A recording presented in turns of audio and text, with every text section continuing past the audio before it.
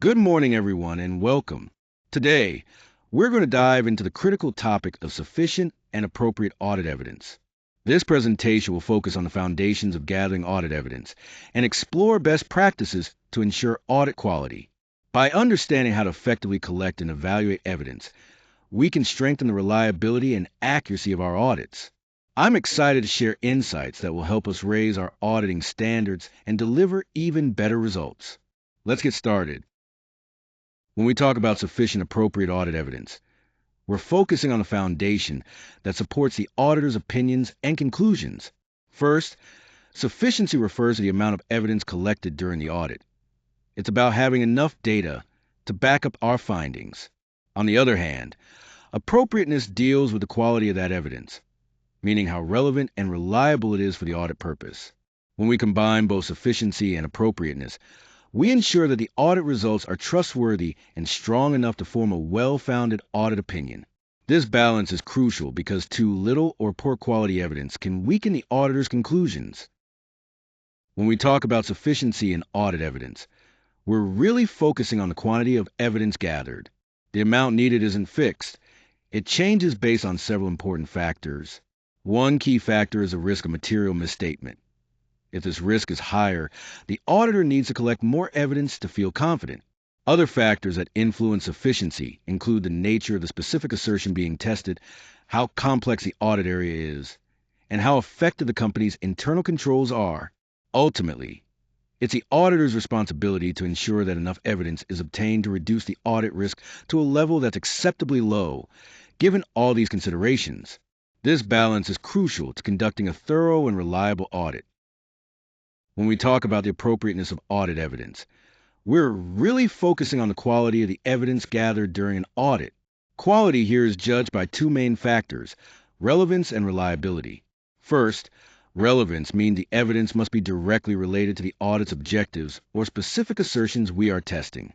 This ensures the information we collect actually helps us answer the questions the audit is designed to address. Then there's reliability. Evidence tends to be more reliable when it comes from independent external sources, or when the auditor obtains it firsthand.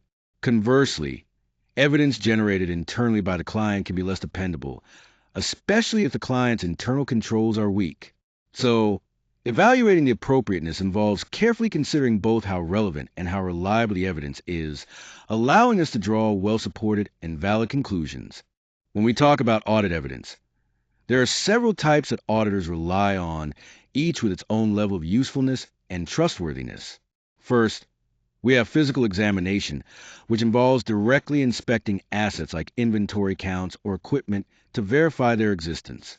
Then, there are confirmations, where auditors obtain verification from independent third parties, such as confirming bank balances directly with the bank. Documentation is another key type, including invoices, contracts, and other paperwork that supports transactions and balances. Analytical procedures involve reviewing financial ratios, trends, and comparisons of expected results to identify any unusual patterns. Reperformance is when the auditor independently repeats processes or calculations originally performed by the client to check accuracy. Lastly, observation entails watching processes or controls being carried out to ensure they function as intended. Each of these evidence types varies in how much confidence they provide, which affects how much weight auditors give them during the audit. When evaluating audit evidence, it's essential to find the right balance between sufficiency and appropriateness. Sufficiency refers to the quantity of evidence, while appropriateness relates to its quality. Auditors need enough evidence that is also reliable to form a solid basis for their opinion.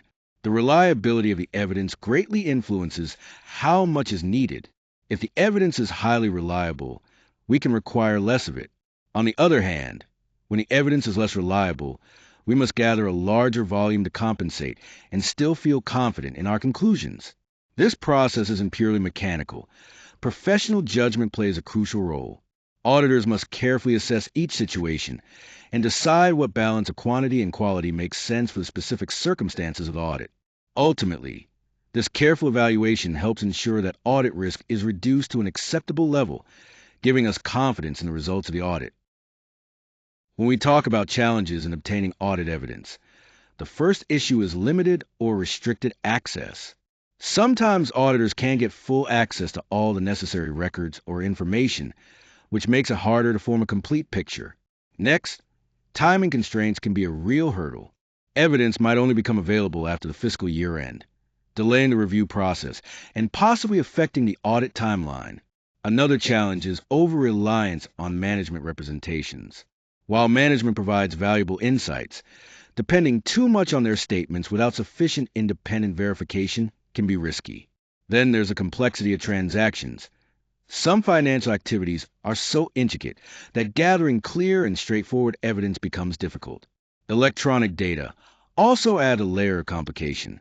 Issues around system controls and data integrity can undermine the reliability of electronic evidence. Finally, we must always be cautious about the risk of bias or errors in the evidence provided, whether intentional or accidental. Such problems can impact the accuracy of the audit findings. All these factors combined show why obtaining reliable audit evidence is often a complex and delicate process. When we talk about audit quality, the importance of evidence cannot be overstated. It's essential that the evidence we gather is not only sufficient but also appropriate. This means it must be relevant to the audit objectives, reliable in terms of its source and accuracy, and adequate enough to support the conclusions we reach. To collect this evidence effectively, it's important to use a mix of different types and always approach the process with professional skepticism. We need to be thorough in documenting all evidence and the procedures we follow to ensure transparency and accountability. Finally, adopting best practices is key to effective auditing. This starts with planning evidence collection carefully, guided by a risk assessment to focus on the most critical areas. Throughout the audit, we should continually reassess whether the evidence remains sufficient and appropriate. By following these steps, we improve the overall effectiveness of the audit and strengthen confidence in our audit opinions.